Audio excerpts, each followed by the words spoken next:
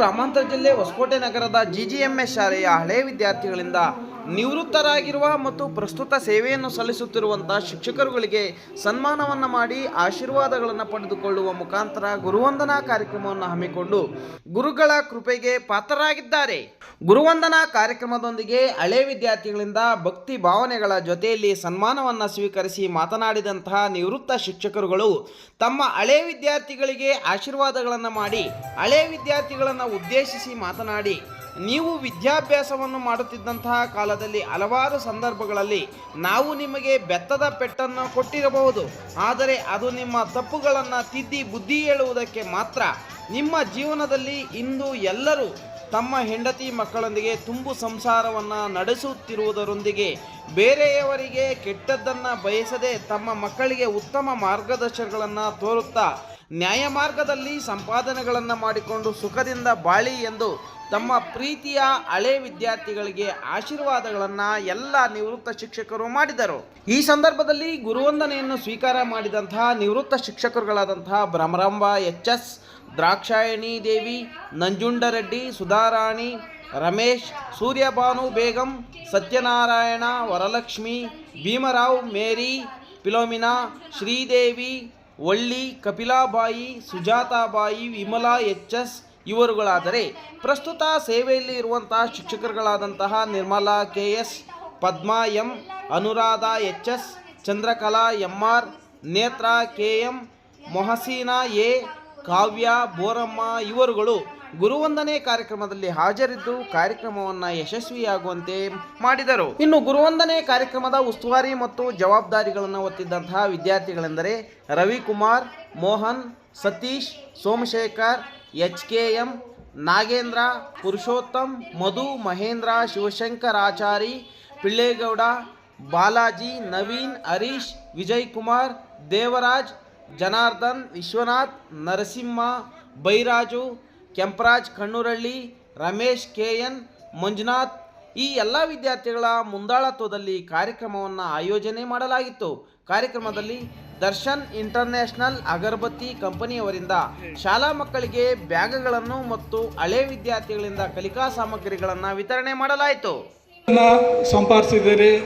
ಈಗ ಇಲ್ಲಿ BMRD president ಇದಾರಲ್ಲ, ಅವರು ಕೂಡ ನಮಗೆ ವಿದ್ಯಾರ್ಥಿನೇ ಡಾಕ್ಟರ್ಗಳಾಗಿದ್ದಾರೆ, ಇಂಜಿನಿಯರ್ಗಳಾಗಿದ್ದಾರೆ.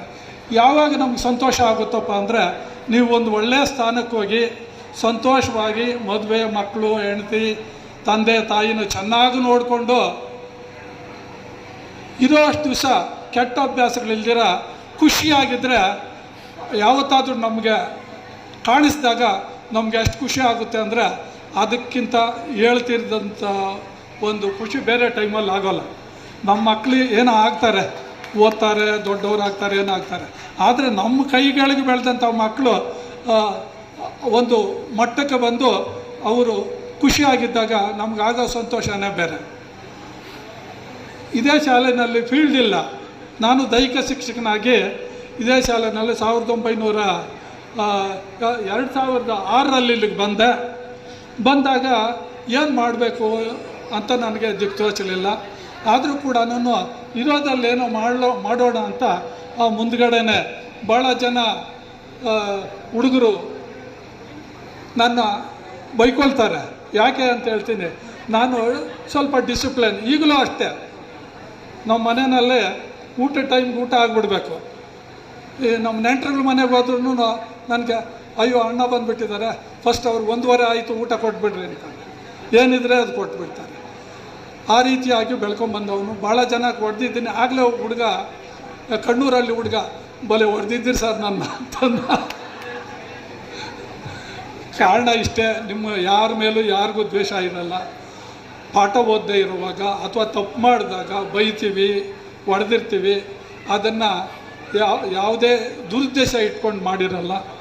ಮತ್ತು ಈ ಸ್ಪೋರ್ಟ್ಸಲ್ಲಿ ಮಕ್ಕಳು ಬಹಳ ಚೆನ್ನಾಗಿದ್ದರು.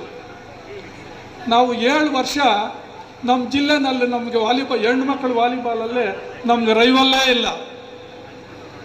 ಜಿಲ್ಲೆಗೆ ಹೋಗ್ಬಿಟ್ರೆ ಆವಾಗ 8 ಜಿಲ್ಲೆಗಳಿತ್ತು, ಇವಾಗ 4 ಜಿಲ್ಲೆ. ಆವಾಗ ಕನಕಪುರ, ರಾಮನಗರ, ಮಾಗಡಿ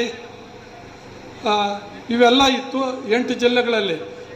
ರೆಡ್ಡಿ ಮಾಸ್ಟರ್ ಬಂದ್ರಪ್ಪ, ನಮ್ಮ ಕೈಲಿ ಏನೂ ಆಗಲ್ಲ, ನಮ್ಮನ್ನು ನೋಡ್ತಾನೆ ಅರ್ಧ ಹೆದರ್ಕೊಂಡ್ಬಿಡೋರು. ಸೊ ನಮ್ಮ ಮಕ್ಕಳೇ ಯಾವಾಗಲೂ 7 ವರ್ಷ ನಮ್ಮ ಮಕ್ಕಳೇ.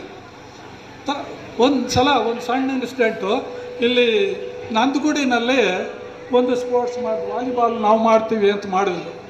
ಅಲ್ಲಿ ಏನಾಯಿತು ಅಂದರೆ ನಮ್ಮ ಲಾಸ್ಟ್ ಇದು ಸ್ವಲ್ಪ ವೀಕ್ ಇತ್ತು ಟೀಮು. ಶ್ರೀಮತಿ ವಿನುತಾ ಅಂತಿದ್ದಾಳೆ ಇಲ್ಲೇ, ಆ ಹುಡುಗಿ ಒಬ್ಬಳೆ ಪೂರ್ತಿ ಗೇಮ್ ಮಾಡಿಬಿಟ್ಲು. ಸರ್ವೀಸ್ನಲ್ಲೇ ಪೂರ್ತಿ ಗೇಮ್ ಮಾಡಿಬಿಟ್ಲು. ಆಟನೇ ಮುಗಿದೋಗ್ಬಿಟ್ಟು ಬೇರೆಯವರು ಆಡೋಕ್ಕೆ ಅವಕಾಶವೇ ಸಿಕ್ಕಲಿಲ್ಲ. ಎಲ್ಲ ಹಿಂದಕ್ಕೆ ಎಡಕ್ಕೆ ಬಲಕ್ಕೆ ಸರ್ವೀಸ್ಗಳೇ ಮಾಡಿಬಿಟ್ರು, ಗೆದ್ದೋದ್ರು. ಅದು ಅವಳೊಬ್ಳಿಂದಾನೇ ಗೆದ್ವಿ ಅವತ್ತು. ಆಮೇಲೆ ಜಿಲ್ಲೆಗೆ ಹೋದ್ವಿ, ಮುಂದೆ ಸ್ಟೇಟು ಅವು ಇವು ಇದೆ ಮಾಮೂಲಾಗಿ.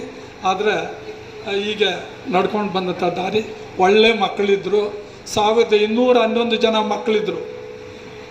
ಬೇರೆ ಪ್ರೈವೇಟ್ ಸ್ಕೂಲ್ಗಳವರು, ಬ್ರೈಟ್ ಸ್ಕೂಲ್ನವರು ಮಾಸ್ಟರ್ಗಳು ಹೇಳೋರು, ಏನು ನಮ್ಮ ಸ್ಕೂಲ್ನವರಲ್ಲೆಲ್ಲ ನೀವೇ ಹೇಳ್ಕೊಂಡ್ಬಿಟ್ರಿ, ಅದೇನು ಮಾಟ ಮಾಡ್ತಾ ಇದ್ದೀರಿ ಹಾಗೆ ಹೀಗೆ ಅಂತ. ಯಾಕೆಂದರೆ ನಾನು ಬಂದಾಗ 500 ಚಿಲ್ಲರೆ ಇತ್ತು. ಆಮೇಲೆ ಯಾವ ಲೆವೆಲ್ಗೆ ಹೋಯ್ತಂದರೆ 1211 ಜನ ಮಕ್ಕಳಿದ್ರು. ಅದರಲ್ಲಿ ಮಠದವರು ಯಾವಾಗಲೂ ಕನ್ನಡದಲ್ಲಿ ಫಸ್ಟ್ ಬಂದವರಿಗೆ ಫಸ್ಟು, ಸೆಕೆಂಡು, ಥರ್ಡು ಅಂತ ಈಗಲೂ ಕೊಡ್ತಾರೇನೋ ಅಂತ ಕಾಣ್ತದೆ. ಅವರು ಹಣದ ರೂಪದಲ್ಲಿ ಬಹುಮಾನ ಕೊಡೋರು. ಅದೇ ರೀತಿಯಾಗಿ ಈ ಸ್ಪೋರ್ಟ್ಸಲ್ಲಿ ಕೂಡ ಮಠದ ಮಕ್ಕಳು ಅಷ್ಟೇ, ಬೇರೆ ಮಕ್ಕಳು ಅಷ್ಟೇ, ತುಂಬ ಭಾಳ ಎಷ್ಟೋ ಜನ ಮಕ್ಕಳನ್ನ ನಾವು ಮರ್ತಿದ್ದೀವಿ. ನೀವಾಗ ಜ್ಞಾಪಕ ಮಾಡಿಕೊಂಡ್ರೆ ಮಾತ್ರ ನಮಗೆ ಜ್ಞಾಪಕ ಬರುತ್ತೆ, ಇಲ್ದಿದ್ರೆ ಬರೋದಿಲ್ಲ. ಆದರೆ ಒಂದಂತೂ ಹೇಳ್ತೀನಿ, ತಂದೆ ತಾಯಿನ ಚೆನ್ನಾಗಿ ನೋಡ್ಕೊಳ್ರಿ. ಯಾವಾಗಲೂ ಮನೆಯಲ್ಲಿ ಹೆಂಡತಿ ಮಕ್ಕಳನ್ನ ಪ್ರೀತಿಯಿಂದ ಮಾತಾಡಿಸಿ. ಯಾವ ಮನೆಯಲ್ಲಿ ಖುಷಿ ಇರುತ್ತೋ ಆ ಮನೆಗೆ ಲಕ್ಷ್ಮಿ ಒಳಿತಾಳೆ.